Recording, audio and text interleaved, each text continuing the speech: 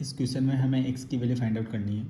ठीक है, तो हमारा LHS क्या है 2 + 1 × 2² + 1 × 2⁴ + 1 × 2⁴ + 1। अब देखो RHS में आपके बीच में माइनस है, तो अगर हमें यहाँ पर सोल्व करना है तो हमें यहाँ पर a² - b² वाली आइडेंटिटी बनानी पड़ेगी।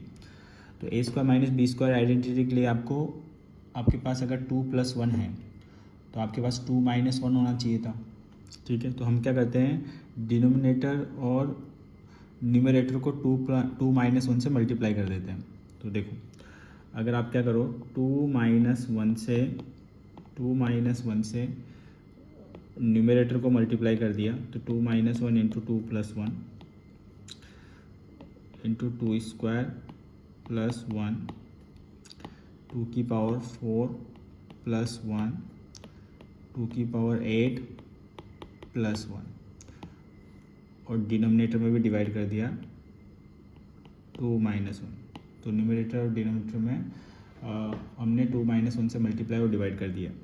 ठीक है, अब इसका फ़ायदा क्या हुआ, देखो यहाँ पर आप देखोगे कि 2 - 1 × 2 + 1 क्या हो जाएगा, a - b, a + b से a² - b², मतलब ये हो गया आपका 2² - 1।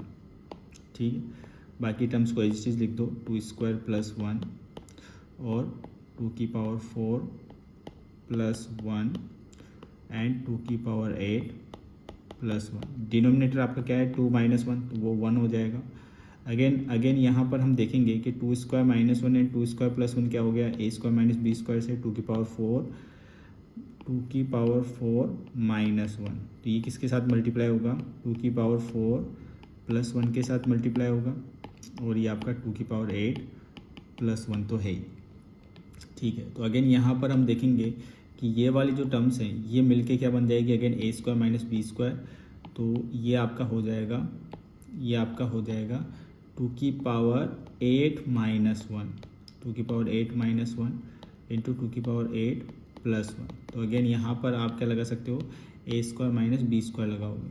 तो अगर आप अगेन यहाँ पर a² - b² लगाओगे तो ये आपका हो जाएगा 2⁴ 16 - 1, जिसको अगर हम कंपेयर करेंगे किसके साथ, 2⁴x - 1 के साथ, तो आपको x की वैल्यू क्या निकल के आ जाएगी, 16 निकल के आ जाएगी।